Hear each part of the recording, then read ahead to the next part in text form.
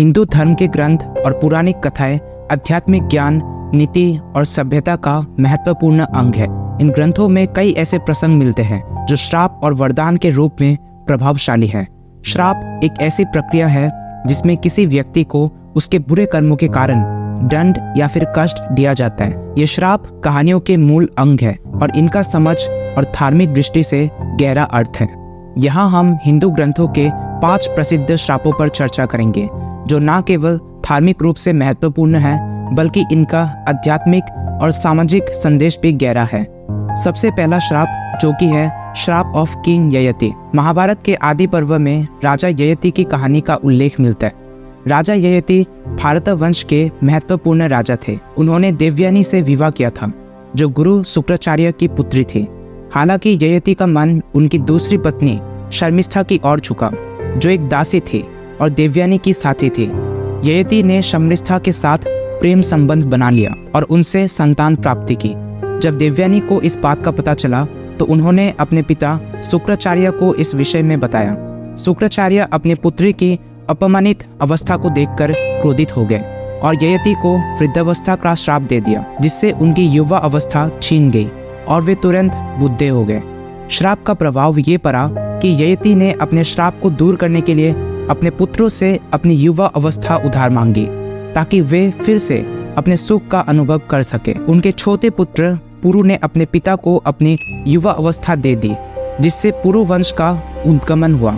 ययति का श्राप इस बात को दर्शाता है कि कर्म और लोभ के कारण कैसे व्यक्ति अपने आत्मिक उन्नति को खो सकता है। ये कथा पुरुषार्थ और संयम की आवश्यकता पर जोर देती है। दूसरे श्राप पर आते हुए हम बात करेंगे श्राप ऑफ कर्णा जो परशुराम ने दिया था।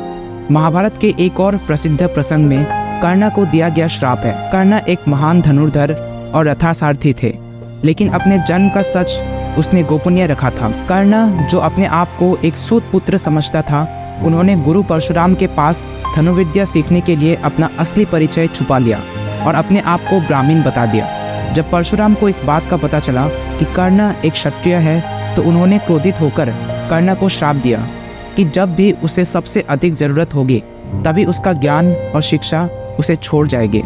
परशुराम का ये श्राप कर्णा के जीवन और अंत में प्रभावशाली साबित हुआ।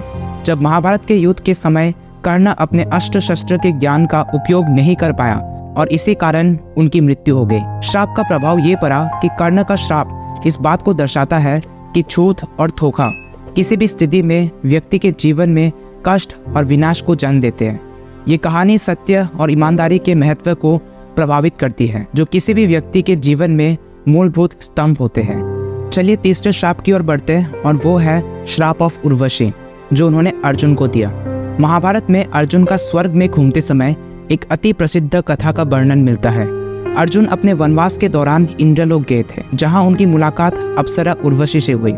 उर्वशी अर्जुन के वीर्य और सुंदरता से प्रभावित हो गई थी और उन्होंने अर्जुन से विवाह करने का प्रस्ताव रखा, लेकिन अर्जुन ने उन्हें अपनी माता के समान समझा और उनका प्रस्ताव अस्वीकार कर दिया।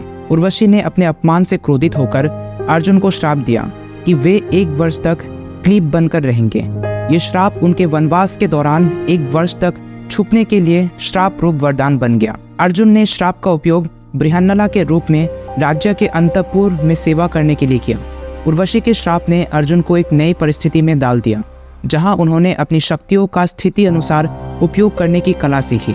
ये कथा दर्शाती है कि कैसे अपमान और अपराध के बीच एक नए सीख मिल सकती है। श्राप यदि ध्यानपूर्वक देखा जाए तो समय और स्थिति के अनुसार एक वरदान भी बन सकता है। रामायण में एक बहुत अहम भूमिका निभाते हुए अपनी जान गंवाने वाले राक्षस जिसे कुंभकर्ण भी कहा जाता था, ये श्राप उनसे जुड़ा हुआ है। श्राप ऑफ कुंभकर्ण। रामायण में कुंभकर्ण जो रावण का छोटा भाई था, उनको दिया गया श्राप भी अत्यंत प्रसिद्ध है। कुंभकर्ण एक बहुत बलवान और विद्वान असुर था।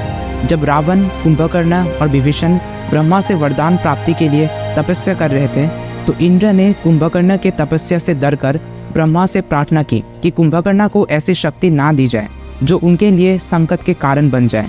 ब्रह्मा ने उसे श्राप दिया कि वे 6 महीने तक सोया रहेगा और सिर्फ 1 दिन के लिए जाग पाएगा। इस श्राप के कारण कुंभकर्ण लंबे समय तक सोया रहता था और जब लंका युद्ध के दौरान रावण ने उसे जगाया तो उसका समय सीमित था। अंत में कुंभकर्ण को राम के हाथों मृत्यु का सामना करना पड़ा। ये कथा शक्ति और सामर्थ्य के सही उपयोग और कर्मों के परिणाम को प्रदर्शित करती है। हम लोग वीडियो के अंत में आ चुके हैं और ये 5वां और आखिरी श्राप जिसे दुर्वासा ऋषि ने शकुंतला को दिया था, जिसे शकुंतला का जीवन जीते जी नर्क बन गया था। महाभारत के आदि पर्व में शकुंतला और ऋषि दुर्वासा के बीच हुई घटना का वर्णन मिलता है। शकुंतला राजा दुष्यंत की पत्नी अपने पति के इंतजार में खोई रहती थी। एक दिन जब ऋषि दुर्वासा उनके आश्रम आए तो शकुंतला अपने विचारों में खोई हुई उनका स्वागत करने में असफल रही। दुर्वासा ऋषि को अपने अपमान का भाव हुआ और उन्होंने शकुंतला को श्राप दिया कि राजा दुष्यंत उन्हें कभी याद नहीं करेंगे। हालांकि जब शकुंतला ने उनसे दया की प्रार्थना की तो ऋषि दुर्वासा ने श्राप में कुछ राहत देते हुए कहा कि राजा तब तक उन्हें याद नहीं करेंगे जब तक वे अपने पहचान का निशानी नहीं दिखाएंगे। ऋषि दुर्वासा के श्राप का प्रभाव शकुंतला और राजा दुष्यंत के प्रेम कहानी पर पड़ा, जिसमें उन्हें अपने प्रेम को सफल बनाने के लिए कठिनाइयों का सामना करना पड़ा।